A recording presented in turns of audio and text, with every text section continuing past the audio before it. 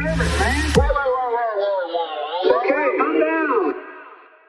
So one of the issues that's very near and dear to your heart is student loans.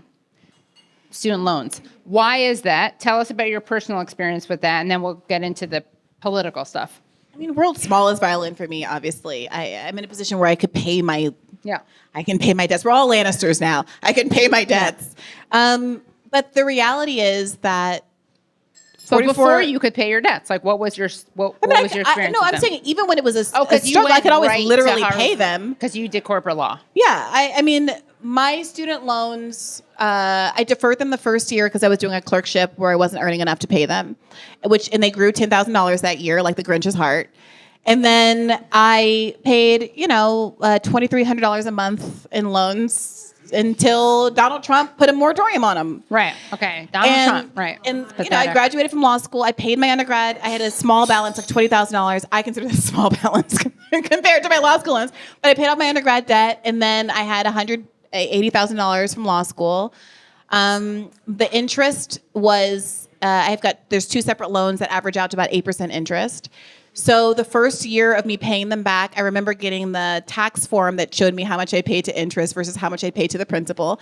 And I had paid $18,000 in interest and only diminished the principal by $5,000. Oh my God. And I literally fell to my knees in my studio apartment and sobbed with this paper in my hand. Because I knew immediately that I didn't want to be a lawyer, but I didn't know how to leave and still be able to afford that bill. Right. I would have loved to have taken that. And you were way luckier than other people who could never have gotten to that point, right?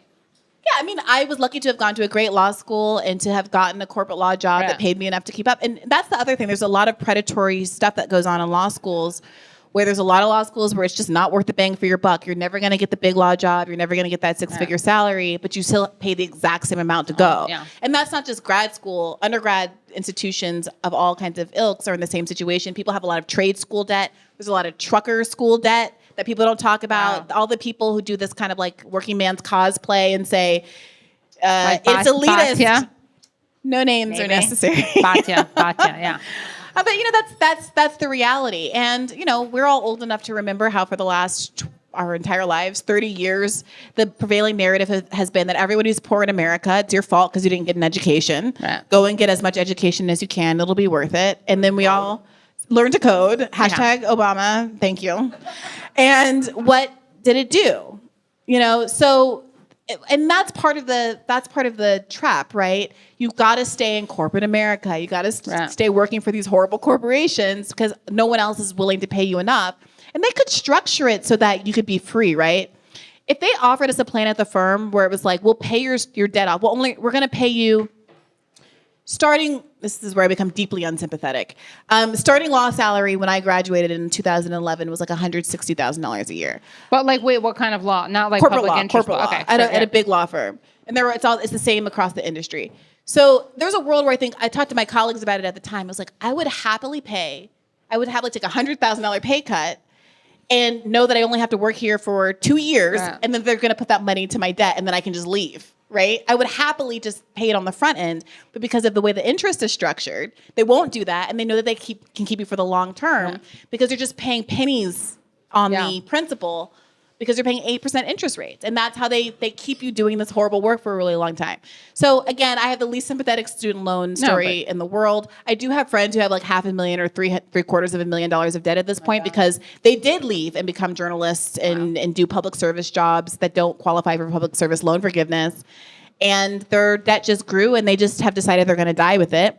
Seniors are the fastest growing groups of student debtors in the country. My God. They take the money right out of your Social Security check.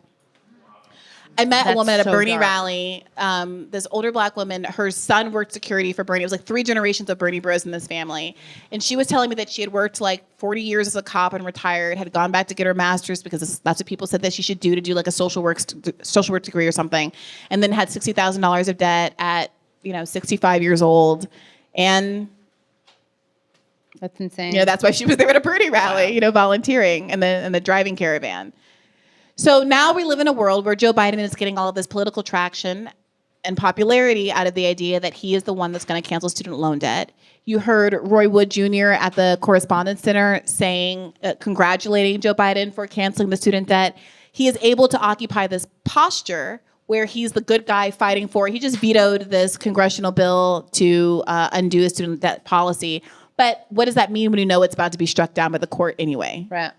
And as many student debt advocates like Asher Taylor at Debt Collective and my friend Sparky Abraham from formerly of Current Affairs Magazine and all of these people have averred, if he had done it day one under the same authority that he had used to postpone the student debt payments for all of this time, it would have just happened. And it would have been very difficult for them to unwind that. Already, the administrative aspects of this are very difficult for them to start the process back up again. It's unclear that they're even going to be able to manage it in September when the time comes. Yeah. But as part of the debt ceiling negotiations, how do you mean? Well, doesn't it cost a lot to administer the program? Yeah, there's a lot of companies that get federal contracts to administer student loan debt, 100%. Right. And they're the ones that are lobbying so hard. They were the claimants. They were the standing hook for one of the cases that was challenging the student debt policy in the first place, the Mohela or whatever. One of the people with the federal contracts to administer this stuff. So all that being said, Joe Biden is having it both ways right now and basically claiming to the American public in front of a press that is unwilling to check them and is completely credulous, that he is the guy that tried to do the right thing. He's now vetoed this thing, and it looks like he's a good guy. But ultimately, you can do that from the safety of knowing that it's not going to have any effect and that student debt is never going to get canceled. Oh, my God. No, he doesn't want it to. He's the senator from MBNA. Right. He's Mr. Banker. Yeah. And it's crazy that level of, that's the most superficial level of analysis that exists in politics, follow the money, and, none of the media does it. And that's why I sound like I'm, doing PR for Thomas Frank. But the thing that's so great about Listen Liberal, I feel like, is we all grew up, some of us grew up thinking that Democrats couldn't do things that they wanted to do, and it's just that they don't want to do things that they could do. Ooh, I didn't even, wow. Rap girl spit, yes. Thomas Frank should pay me. No, but anyway, so we're going to open it up to questions. So raise your hands if you have a question.